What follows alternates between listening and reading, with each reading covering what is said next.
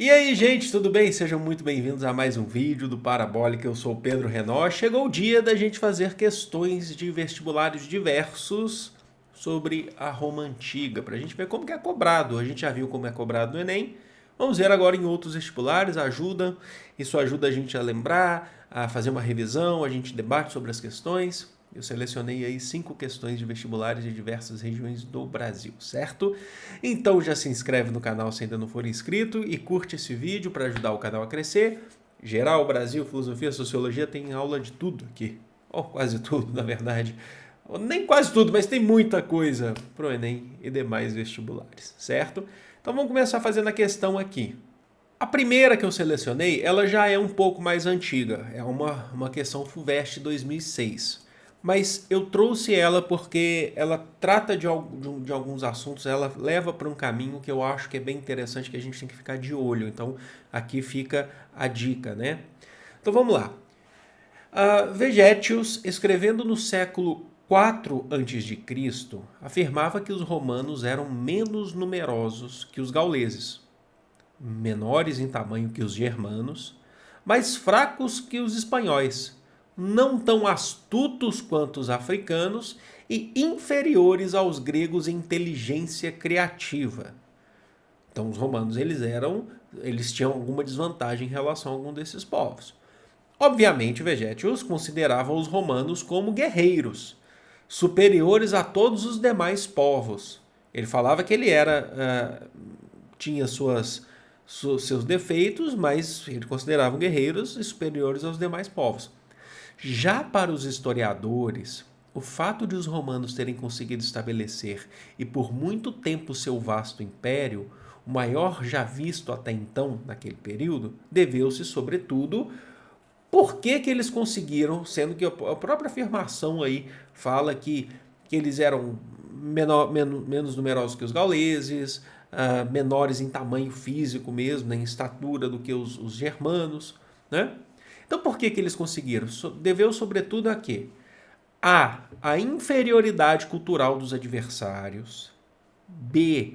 Ao espírito cruzadista da religião cristã. C. A condições geográficas favoráveis do Lácio. D. A política sábia de dividir para imperar. E a superioridade econômica da Península Itálica. Eu tô com o nariz meio entupido, tá? Se tiver só, eu dou uma entupidão. Ó.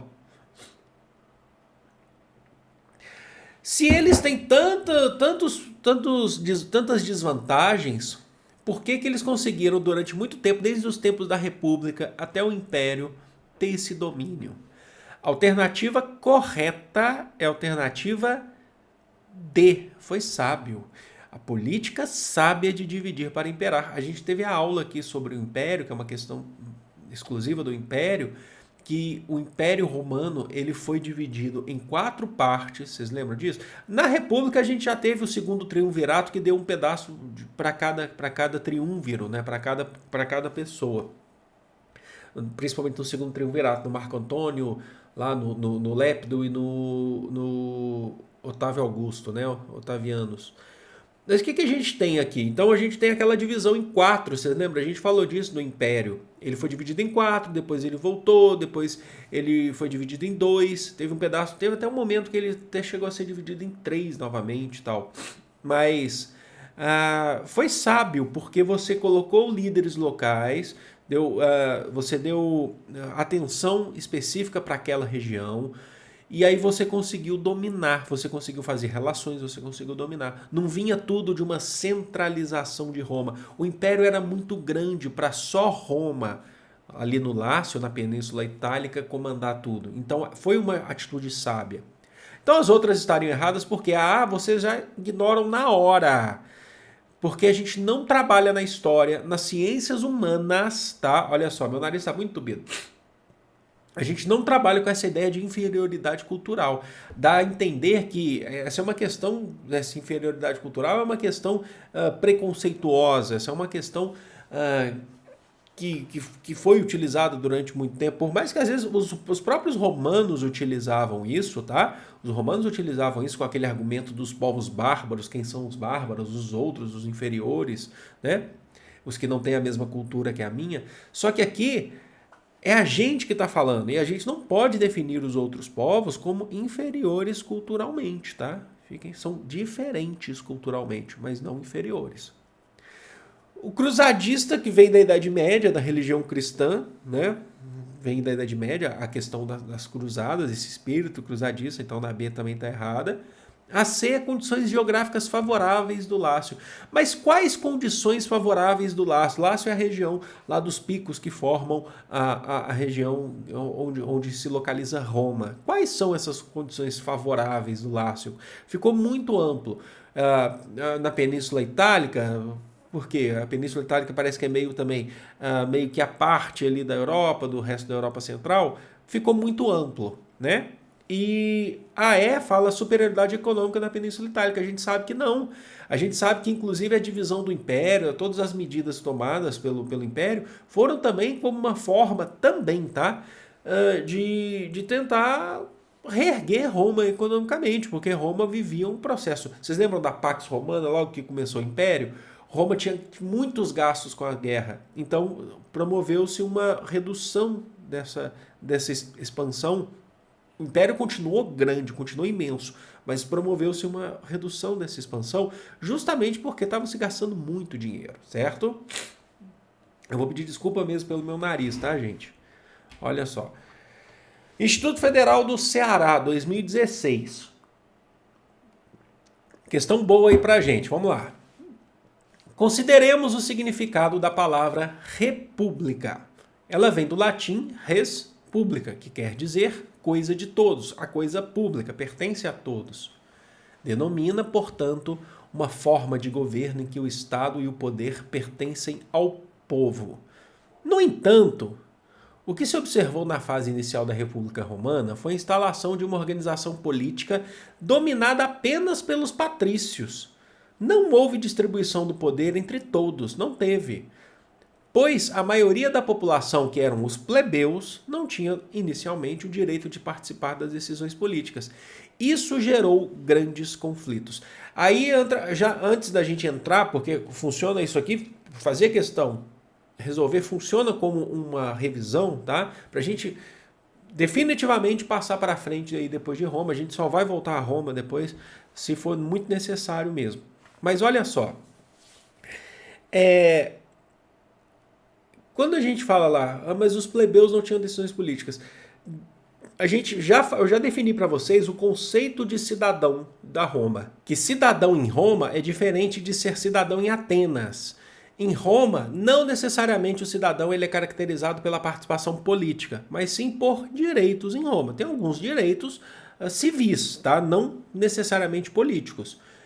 Como assistência jurídica, direito a ter uma propriedade, mesmo que seja pequena, sabe? Frequentar os locais públicos, tá? São cidadãos, mas não necessariamente... mas existe um grupo seleto de cidadãos, que seriam dos patrícios em Roma, que votavam, tá bom? Tá, por conta da situação acima mencionada, os plebeus iniciaram uma luta em busca dos seus direitos, sobre a qual é incorreto afirmar-se que aí... Cada vestibular, cada processo seletivo, seja ele para ensino médio, para curso técnico ou não, você vai saber a característica da prova. Algumas provas cobram questões incorretas. Tá? Aqui está cobrando. O Enem não cobra, não te pede questão incorreta. Tá? Até então não pede. Tá? Pode ser que isso mude para frente, mas vamos lá. É incorreto afirmar o que sobre os direitos, a luta dos direitos dos plebeus? A lei das 12 tábuas, ainda que favorecesse os patrícios, serviu para dar clareza às normas e aos costumes. Só isso mesmo? Isso. B. A lei canuleia autorizava o casamento entre patrícios e plebeus. C. O comício da plebe deu aos patrícios o direito de participarem, de decidirem pelos plebeus assuntos relativos aos interesses de ambos. D. A eleição de magistrados deu aos plebeus a condição de ascenderem aos poucos aos principais cargos públicos. E a proibição da escravidão por dívidas fez com que nenhum romano fosse mais escravizado por conta de dívidas existentes. Para pensar, gente. Tem algumas pegadinhas aí, tá? Vamos lá. Hein? Prestem bem atenção. A alternativa correta é a alternativa C. Prestem bem atenção. O comício da plebe deu aos patrícios o direito de decidirem pelos plebeus assuntos relativos aos interesses de ambos. Onde que está errado? Deu aos patrícios. O comício da plebe, ou que vocês podem chamar também de tribuna da plebe, ou tribuno da plebe, que seria a assembleia dos plebeus, dava direito aos plebeus de decidirem assuntos relativos entre eles também, né? Se entre ambos também não, mas batia de frente com as leis que vinham dos patrícios, que vinham dos senados, tá bom? Então, por exemplo, se alguém ficou com dúvida aí no chat e falou assim, nossa, mas a lei das 12 tábuas não favorecia os plebeus? Era uma lei que foi feita, olha só, pelos patrícios, a lei das 12 tábuas. Mas fala assim, que serviu para dar clareza às normas aos costumes. Por quê? Porque a lei das 12 tábuas foi a primeira lei escrita. Isso foi uma reivindicação dos plebeus. Tudo bem, estamos colocando em lei, tá? Uma lei que inclusive é feita com grande participação dos patrícios, mas coloca por escrito. Porque colocando por escrito, depois eu posso chegar lá e falar, ó, na lei estou mostrando que você está fazendo errado. Porque havia um hábito romano de fazer leis só verbais. Então a lei era só na falada. E aí as pessoas roubavam, fingiam. Os patrícios depois falaram, não falei isso, entenderam? Então, ela foi feita, a afirmativa está correta, é uma que ainda que favorecesse os patrícios, ela serviu para dar clareza às novas normas e costumes, entendeu? De lei escrita, primeira lei escrita. A lei Canuleia, na B está certa, autorizava o casamento entre patrícios e plebeus. Já falei para vocês que o casamento entre patrícios e plebeus não é da lei das 12 tábuas, ela é de uma lei da Canuleia. A lei das 12 tábuas não permitia casamento entre patrícios e plebeus. A D fala, a eleição de magistrado deu aos plebeus a condição de ascender aos poucos aos principais cargos públicos. Aos poucos, sim, os plebeus passaram a ascender aos cargos públicos. E diz a proibição da escravidão por dívidas acabou, né, através dessa luta dos plebeus. Então, existia escravidão por guerra, mas por dívida parou de existir. A próxima aí, Enem, Unesp, né, o vestibular VUNESP, vestibular da Unesp, 2014, a gente vai chegando para os dias atuais, né? Apesar de não ter sido tão complexo quanto os governos modernos, o Império Romano também precisava pagar custos muito altos, além de seus funcionários, da manutenção das estradas, da realização de obras, precisava manter um grande exército distribuído por toda a sua extensão. Então a gente está falando do Império Romano, né? Não é da República.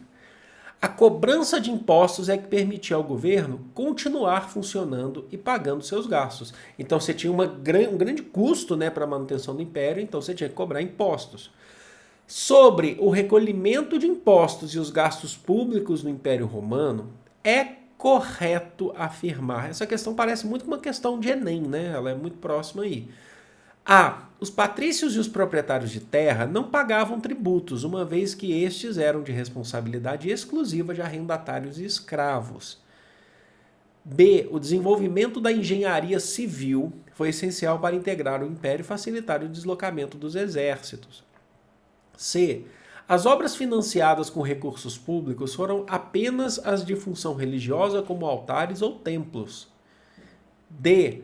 A desvalorização da moeda foi uma das formas utilizadas pelos governantes para aliviar o peso dos impostos sobre a população despossuída, de plebeus. E os tributos eram cobrados por coletores enviados diretamente de Roma, não havendo qualquer intermediação ou intervenção de autoridades locais. Para pensar sobre a cobrança de impostos nos gastos públicos aí de Roma, é correto afirmar que, alternativa B, o desenvolvimento da engenharia civil foi essencial para integrar o império e facilitar o deslocamento do exército. Muitos dos impostos, olha só, sobre recolhimento de impostos e os gastos não é só sobre os impostos, mas é também sobre os gastos, tá? O que Roma vai fazer com o imposto, a arrecadação de imposto, e vai transformar isso em gasto público onde? Na engenharia civil, olha só. foi essencial para integrar o império e facilitar o deslocamento do exército. O próprio texto está falando ali, ó. Também precisava pagar custos muito altos, além de seus funcionários, da manutenção de estradas e da realização de obras. Certo? Então você tinha pontes, estradas. Roma, a vastidão do Império Romano era algo impressionante para a época. Roma dominou aí 3 continentes, parte de 3 continentes. A Europa, praticamente 80% da Europa. A gente vai ter a Ásia, ainda que a Ásia é menor, mas a Ásia, a gente vai ter o norte da África. Então, se você não mantém uma estrutura, a gente falou disso no processo de romanização. Vocês lembram dos aquedutos que a gente falou na semana passada, na aula nossa sobre romanização? Então, esses impostos eram revertidos nisso, né? Nisso. Tá? Então, por que as outras estariam erradas? Diz que os patrícios e proprietários de terra não pagavam tributos. Claro que pagavam. Todo mundo pagava tributo a Roma. Alguns pagavam menos do que outros, mas pagavam. Ele está falando assim que era responsabilidade de arrendatários e escravos que pagavam tributos. Cuidado aí. A C diz que as obras eram só para altares religiosos. Não, ela é para engenharia civil. A B, ela contradiz a C, né? A D diz, a desvalorização da moeda foi o que desvalorizou a moeda. Não é o caso também. E a E diz que os tributos cobrados eram diretamente por Roma. Gente, com um império desse tamanho, a gente fez uma questão agora sobre isso, né? Sobre a divisão do império, o quanto que foi importante, foi uma medida sábia.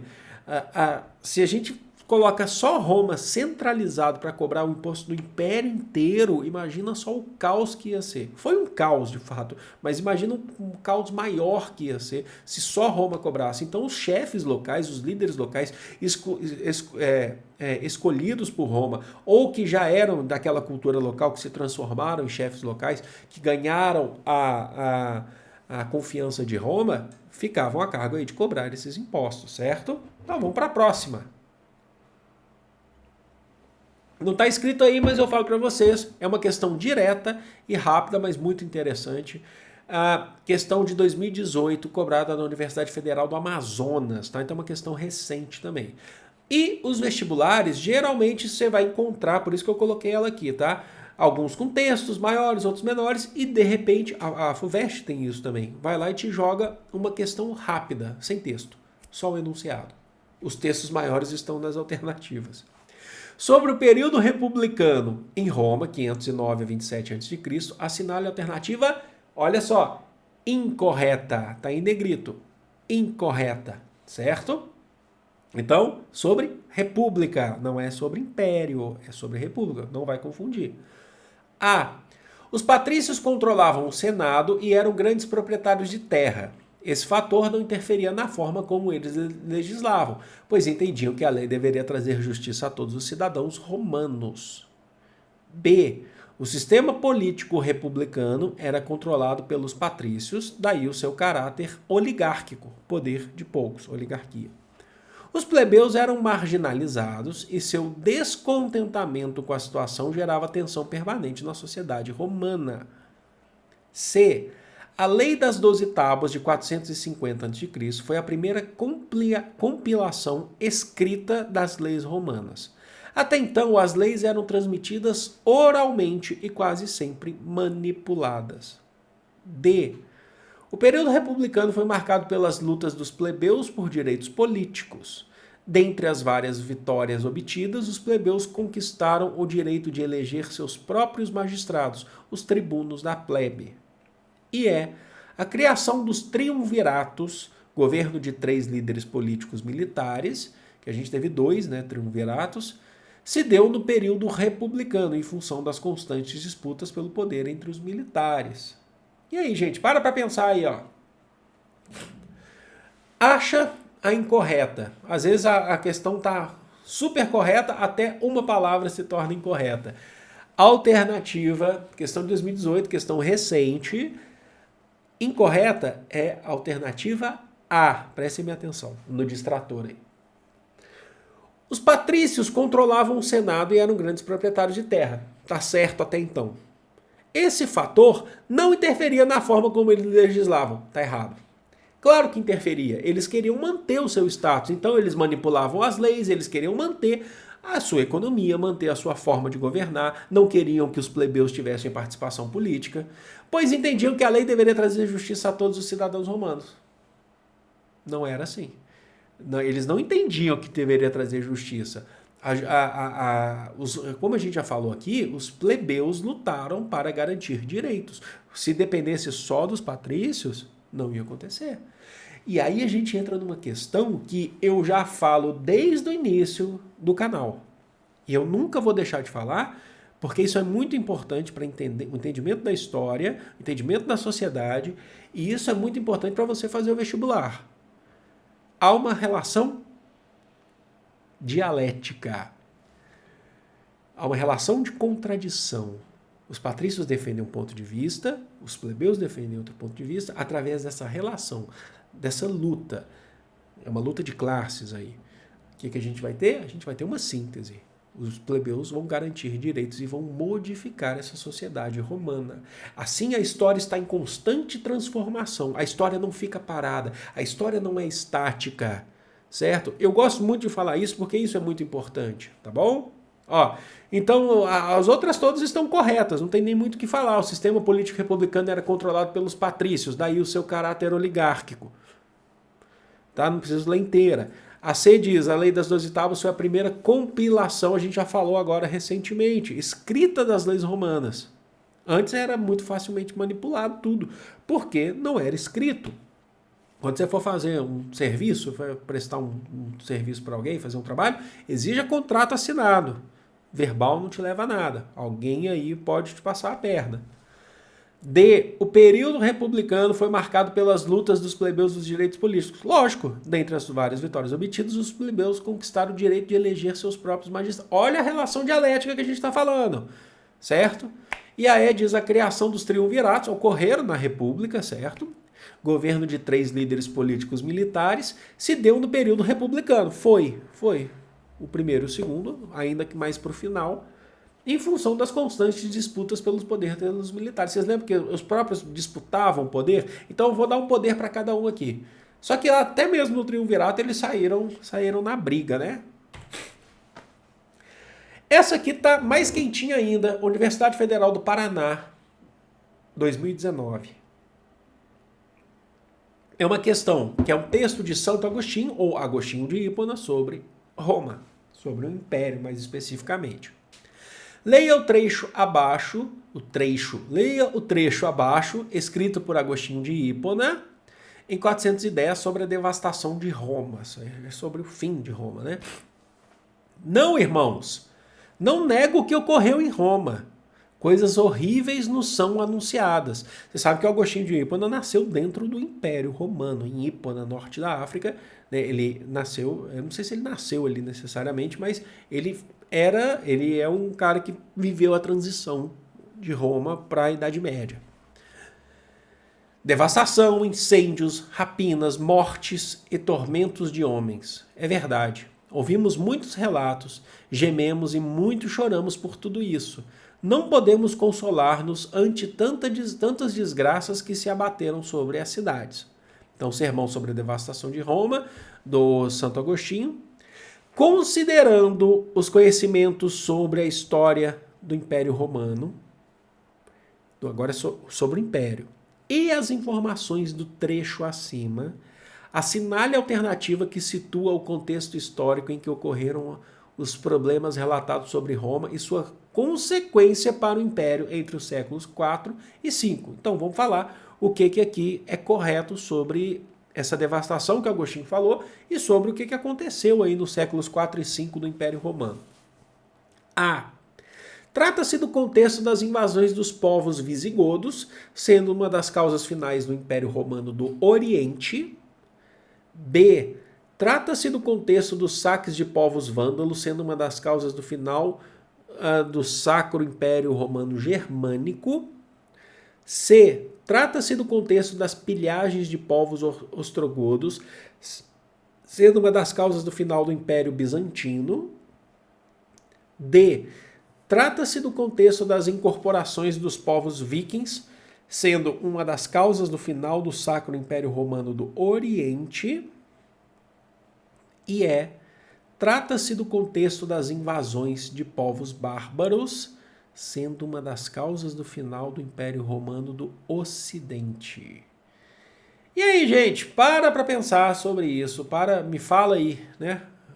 Me fala aí qual que é a real. É cheio de distrator, é uma questão aí que ela tenta te confundir, tentando dar um nó na cabeça, né? Você fala, nossa, peraí, tem uma palavrinha às vezes que é o distrator. O que ele está falando nesse texto, nessa pequena frase, e sobre o seu conhecimento sobre o século IV e V do Império Romano?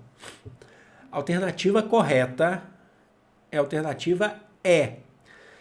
Trata-se do contexto das invasões de povos bárbaros. Isso está evidente, né? Evidente. Sendo uma das causas do final do Império Romano do Ocidente. Tá?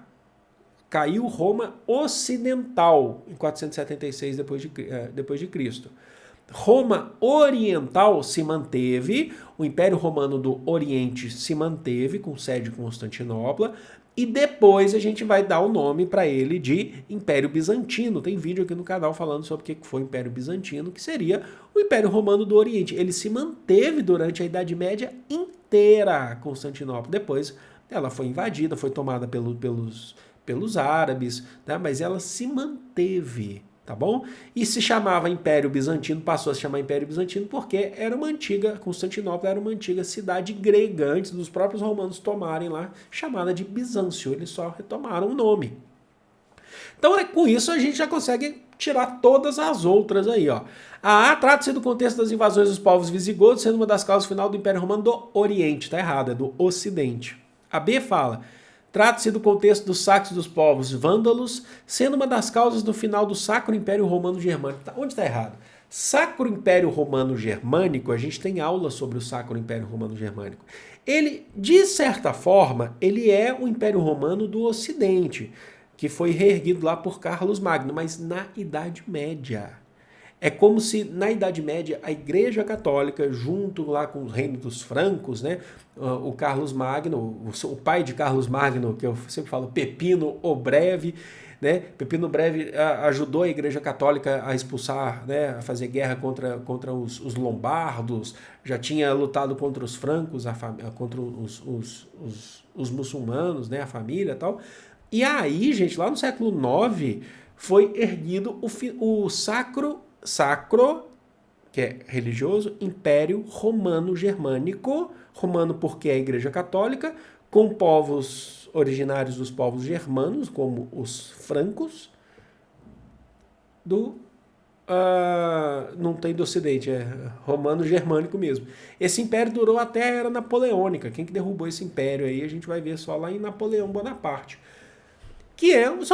São reinos católicos, mas na Idade Média, né? Porque Carlos Magno, o primeiro imperador, ele foi coroado pela Igreja Católica, pela Igreja Romana, como o imperador romano do Sacro Império Romano.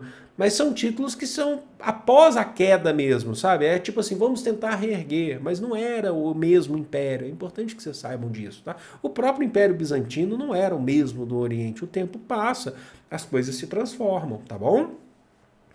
A C diz assim, trata-se do contexto da pilhagem de povos ostrogordos, sendo uma das causas do final do Império Bizantino, que seria o Império Romano do Oriente, né, que a gente falou aqui também, então não é. E a D diz, trata-se do contexto das incorporações de povos vikings, sendo uma das causas final do Sacro Império Romano, aí fizeram mistureba, né? Sacro Império Romano do Oriente. Tiveram uma mistura aí. E também falaram também, a gente tem a questão dos vikings, que também invadem a Europa, a Europa que a gente conhece, ainda que você tem relatos, tá? Que você tem, de certa forma, contatos, mas a invasão viking na Idade Média, ela se dá ali a partir do século VIII, se eu não me engano, tá? Então é isso. Gente, espero que vocês tenham gostado. A gente fica, como eu já falei, né? A gente fica bastante tempo aqui nas questões, porque é bom para relembrar, é bom para discutir, é bom para fazer essa revisão, certo? E ver como é cobrado, logicamente, né? Bom, a gente vai voltar em Roma, caso a gente precise mesmo. A gente não vai descartar voltar em Roma, fazer outras questões. Sempre que surgir alguma coisa que eu achar interessante, eu vou passar para vocês, tá? Mas vamos lá então. Eu vou ficando por aqui. Amo vocês, é de todo o coração do mundo. Um grande beijo. Fui, desculpa pelo meu nariz, eu tô péssimo hoje.